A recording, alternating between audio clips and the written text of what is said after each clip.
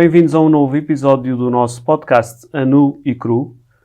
E hoje vamos falar sobre o processo de compra de uma casa. Por onde é que devemos começar? Para isso contamos uma vez mais com a presença do Bruno, para nos ajudar aqui no percurso de compra de casa. E Bruno, qual é o momento zero?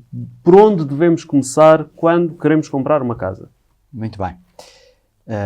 Frequentemente nós vemos pessoas no fim de semana pensarem, olha, vou comprar casa. E segunda-feira estão a correr à procura de uma casa. E depois corre mal. Okay? Então, eu acho que aqui devemos dividir em 3 tipos de compra. Vamos primeiro pensar alguém que tem o capital próprio para fazer essa aquisição, portanto não tem que recorrer à banca.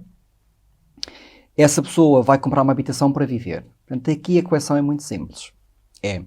A pessoa sabe o valor que tem disponível, vai ao mercado procurar um imóvel de acordo com as características que pretende e faz a aquisição. Simples. Agora vamos pegar no cenário que é aquela pessoa que vai comprar uma casa com recurso também a capital próprio, mas tem um propósito diferente, já não é viver, mas é sim rentabilizar. Então aqui já tem que haver algum trabalho de campo. Aqui já tem que existir uma predisposição da pessoa de saber naquela zona qual é o valor de rentabilidade ao metro quadrado, que às vezes é um trabalho que não é feito. Mais do que isso, se a ótica é rentabilizar, eu também tenho que olhar em que eu daqui a 7, 6, 4 anos, o tempo que for, eu se calhar posso querer vender. Qual é a rentabilidade que eu vou ter com a venda daquele imóvel naquela zona?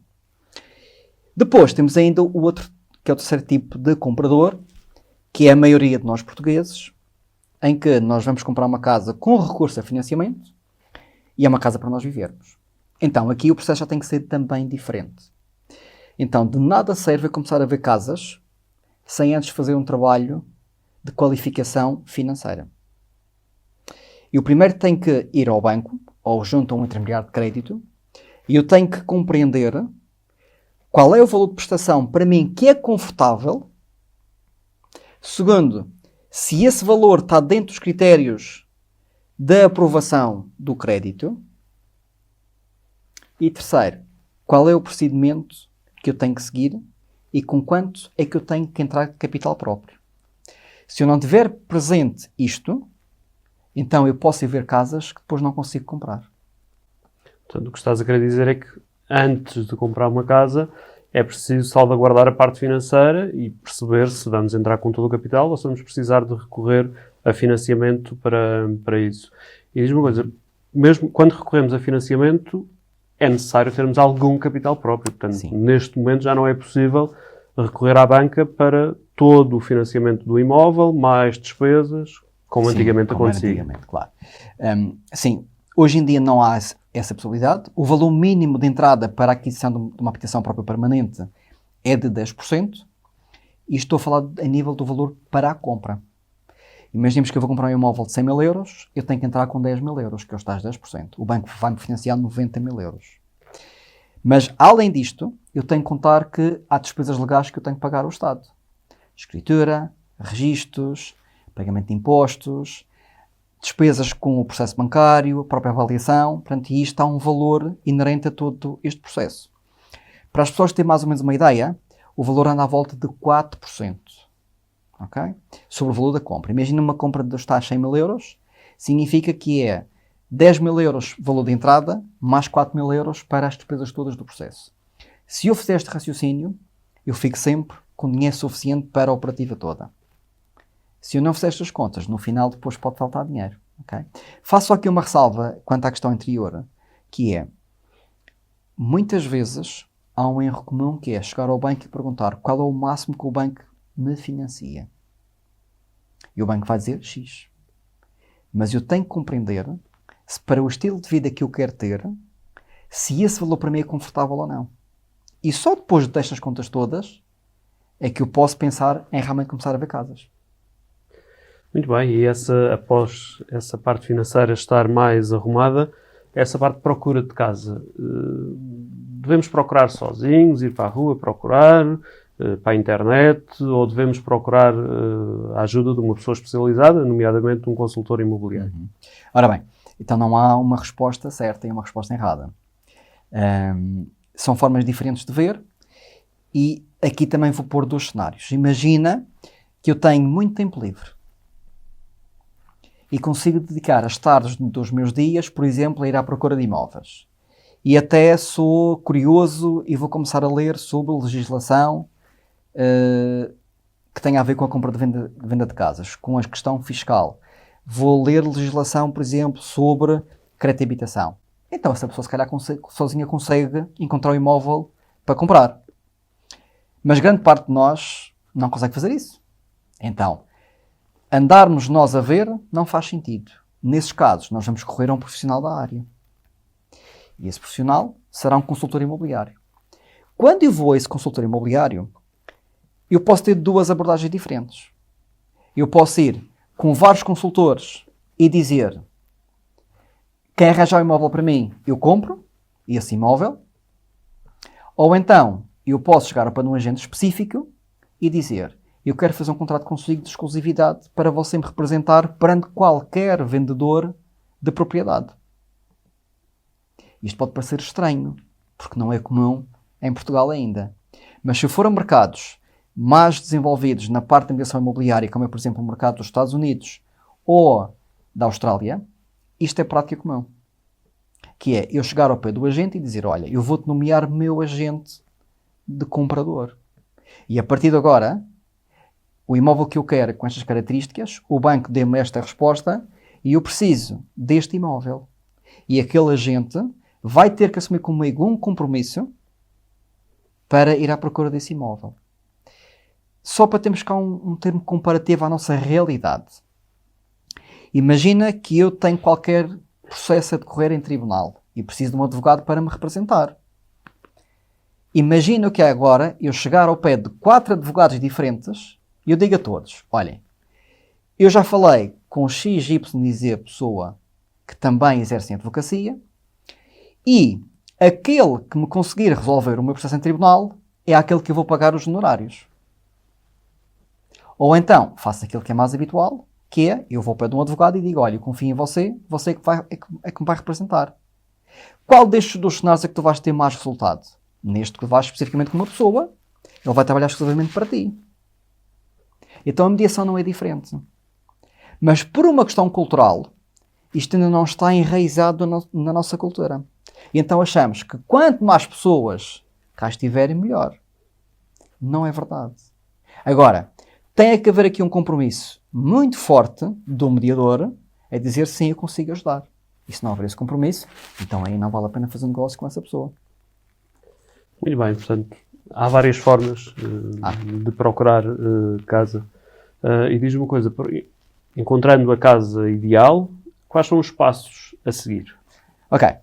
Então, eu já tenho o financiamento mais ou menos alinhavado, o capital próprio já está todo alocado para a compra do imóvel, já encontrei o mesmo. O que é que vou fazer agora? Vou acertar os detalhes técnicos para concretizar esta compra.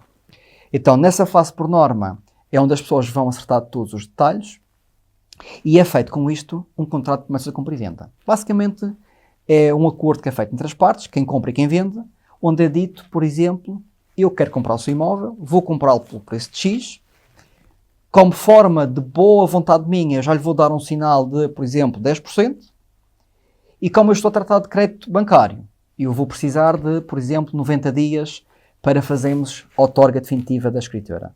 Então, a partir desse momento, digamos que o negócio fica já aqui fechado. Se alguma das partes não cumprir com o mesmo, o próprio contrato, por norma, tem cláusulas que penalizam quem queira desistir deste negócio. Depois disso, eu vou tratar de avançar com a parte bancária, vou fazer a avaliação do imóvel, vou tratar de todos os trâmites legais para o mesmo e é feita a marcação da escritura. Aí é feita, ao dia de hoje, pode ser feito num cartório, pode ser feito numa casa pronta, pode ser feito num escritório de advogados, em que eles vão elaborar o documento que vai dizer que a casa passou do nome da pessoa A para a pessoa B. Muito bem. E agora surgiu-me uma questão. Imagina que eu tenho um imóvel para vender. Portanto, estou à procura de casa para comprar, mas também tenho um imóvel para vender. Isso pode, de certa forma, complicar o processo? Hoje em dia já não. Há um estudo muito interessante que saiu há alguns anos esta parte, que diz que os portugueses mudam de casa a cada 8 anos. Eu recordo-me quando li este estudo, pensei logo, não pode ser. 8 anos é muito pouco tempo para as pessoas mudar de casa. Mas depois, quando comecei a pensar nos meus amigos e nas pessoas que me rodeiam, realmente bate certo. A cada 8 anos as pessoas, por norma, mudam de casa. Então, perante isto, teve que existir soluções. Portanto, a própria banca já tem uma solução neste sentido. Há bancos que já têm uma solução que próprios chamam de troca de casa. O que é que implica? Eu posso comprar a minha nova casa e fico com 5 anos para vender na minha casa atual. Então, o que é que isto implica? Eu compro a nova casa, eu faço as mudanças com calma e depois vou ter sempre muito tempo, que são 5 anos, para fazer o melhor negócio possível com a venda da minha casa atual. O outro cenário que existe é a chamada a permuta. Okay? O que é isto de permuta? Imaginemos que tens uma casa, eu tenho uma casa e quero mudar para uma casa como tu tens. E tu, por sua vez, estás com as necessidades e o gosto oposto ao meu e até te dá jeito a uma casa como eu tenho. Então nós vamos chegar a um acordo e vamos fazer uma troca. Então isto chama-se permuta. Teoricamente este cenário é fantástico. Na prática não é fácil porque isto implica o quê? Implica que nós temos de ter necessidades e gostos precisamente opostos. E conjugarmos isto, conjugamos acertar valores, porque como sabem, cada um valoriza aquilo que é seu. Portanto, faz com que não seja muito fácil conseguir conciliar tudo isto. Mas é possível e faz este tipo de operação. Em terceiro lugar, existe outra solução, que é, e aqui tem a haver um grande compromisso do agente, do consultor imobiliário que está a representar aquele cliente, onde, por exemplo, tu tens o teu imóvel para vender, chegas ao pé de mim e dizes, olha Bruno, o cenário é este, o que é que eu tenho que fazer primeiro? Eu tenho que ver qual é o valor real que a tua casa vai ser absorvida pelo mercado. Tendo em conta esse valor que vai ficar na tua mão, somando a um possível valor de financiamento que vais pedir para a comprar uma nova casa, eu tenho depois que ir ao mercado e tenho que perceber se eu hoje vendesse a tua casa, eu tinha soluções no mercado que vão de encontro àquilo que tu pretendes? Sim, tenho. Então, se isto acontecer, o que é feito? É feito, a tua casa é posta à venda e o potencial comprador é informado desde o início que esta compra poderá ser feita, mas irá ser feita num prazo, por exemplo, mais alargado do que o habitual, que são os 90 dias. Vai ser feito, por exemplo, em 4 meses ou 5 meses.